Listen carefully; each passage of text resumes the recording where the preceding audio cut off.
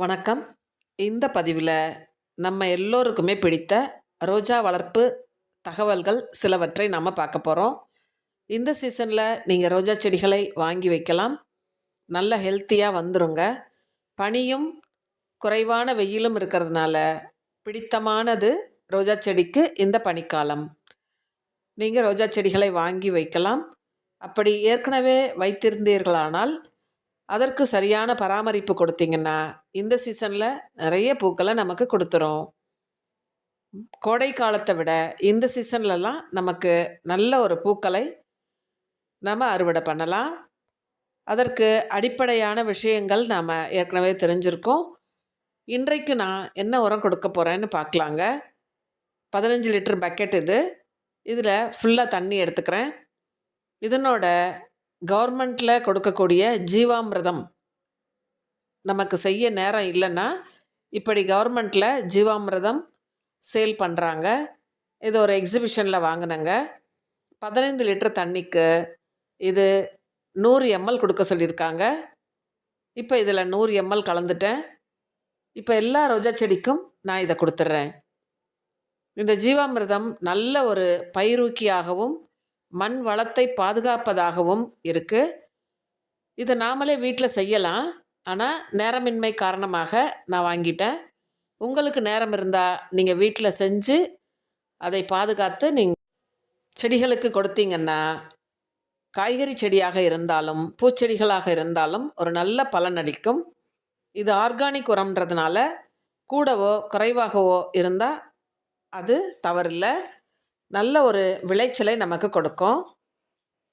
பஞ்சகவ்யா, மீன் அமிலம், ஜீவாமிர்தம் இவை எல்லாமே நல்ல ஒரு செழிப்பான செடிகளை நாம் கொண்டு வந்து கொடுக்கும். சீசனும் நமக்கு அதற்கேற்றாற்போல் பொருத்தமாக இருக்குது. நீங்களும் உங்கள் வீட்டில் இது போன்ற ரோஜாக்கள் அழகாக பூக்கிறதுக்கு பல பராமரிப்புகள் கொடுக்கணும். காய்ந்த இலைகளை எடுத்துருங்க, காய்ந்த குச்சிகளை எடுத்துருங்க, செடிகளை ட்ரிம் பண்ணி விடுங்க. பூத்த கிளையை அப்படியே வைக்காமல் ட்ரிம் பண்ணி விடுங்க. கண்டிப்பாக ட்ரிம் பண்ணுறது ஒரு முக்கியமான செயல். அதோடு மட்டும் இல்லாமல் வேறு என்ன உரம் கொடுக்கலாம் அப்படின்னா, இப்போ நீங்கள் ஸ்க்ரீனில் பார்க்குற மண்புழு உரம், கடலை பிண்ணாக்கு கரைசல், வாழைப்பழ கரைசல், NPK ஆல் 90ன்னு சொல்கிற உரம் உரக்கடையில் கிடைக்கும். இவை எல்லாவற்றையுமே குறைவான அளவில் நாம் பயன்படுத்தலாம். அதிக உரங்கள் கொடுத்து செடி பாதிப்புக்குள்ளாவதை விட குறைவாக உரம் அடிக்கடி நம்ம கொடுத்துக்கலாம். இப்படி கொடுக்கும்பொழுது நமக்கு பிடித்தமான பூக்கள் நம்ம தோட்டத்தில் பூத்துரும். மற்ற பூக்களை விட ரோஜாக்கள் பூக்கிறத நம்ம எல்லோருமே விரும்புவோம். அதன்படி கோகோபீட்டில் வளரக்கூடிய இந்த நாட்டு வகை ரோஜா பாருங்கள், ரொம்ப அழகாக பூத்துருக்கு. ஒரு சில அனுபவத்திற்காக நீங்களும் கோகோபீட்டில் வச்சு வளர்க்கலாம். லிக்விட் ஃபெர்டிலைசர் மட்டும் கொடுக்கணும். நம்ம மண்புழு உரமோ கடலை பிண்ணாக்கு கரைசலோ இதையெல்லாம் நம்ம கொடுக்கக்கூடாது. NPK ஃபெர்டிலைசர்ஸ் மட்டும்தான் நம்ம கொடுத்து இந்த கோகோபீட்டில் வளர்கிற செடிக்கு நம்ம வளர்க்க முடியும். மற்ற மண்ணில் இருக்கக்கூடியதுக்கு நம்ம எதை வேணால் கொடுக்கலாம். ஆர்கானிக், இன்ஆர்கானிக் எந்த உரங்கள் வேணுமானாலும் கொடுக்கலாம். குறிப்பிட்ட கால இடைவெளி இருக்கணும். கொடுக்குற உரத்திலும் அளவு இருக்கணும். இதுவே போதுமானது.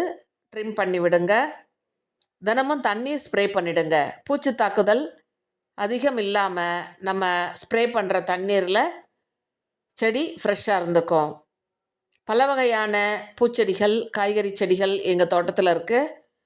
இது மட்டும் இல்லாமல் எல்லா செடிகளுக்கும் பொருத்தமான ஒரு உரம் எதுன்னா சீவீட் ஃபெர்டிலைசருங்க. இப்போ நீங்கள் ஸ்க்ரீனில் பார்க்குற சீவீட் ஃபெர்டிலைசர் கண்டிப்பாக காய்கறி செடியாக இருந்தாலும் பூச்செடியாக இருந்தாலும் ஒரு ஆர்கானிக் ஃபெர்டிலைசர்ன்றதுனால அது அழகாக ஒரு செடியை பசுமையாக வச்சுக்கும். இது நீங்கள் ஆன்லைனில் கிடைக்கிது. கிரானுவல்ஸாகவும் கிடைக்கிது, லிக்விடாகவும் கிடைக்கிது. லிக்விட் 1 லிட்டர் தண்ணிக்கு 1 ml கலந்து நீங்கள் செடிக்கு கொடுத்துடலாம். ஒரு 10 நாட்களுக்கு ஒரு முறை கொடுத்தீங்கன்னாலே செடி ஃப்ரெஷ்ஷாக இருக்கும். அதையே செடிக்கு மேலவும் தெளித்து விடலாம். இப்படியே நீங்களும் உங்கள் வீட்டு ரோஜா செடிகளுக்கு நான் சொன்ன உரங்கள் அனைத்தையுமே இடைவெளி விட்டு ட்ரை பண்ணுங்கள். தேங்க்யூ ஃபார் வாட்சிங்.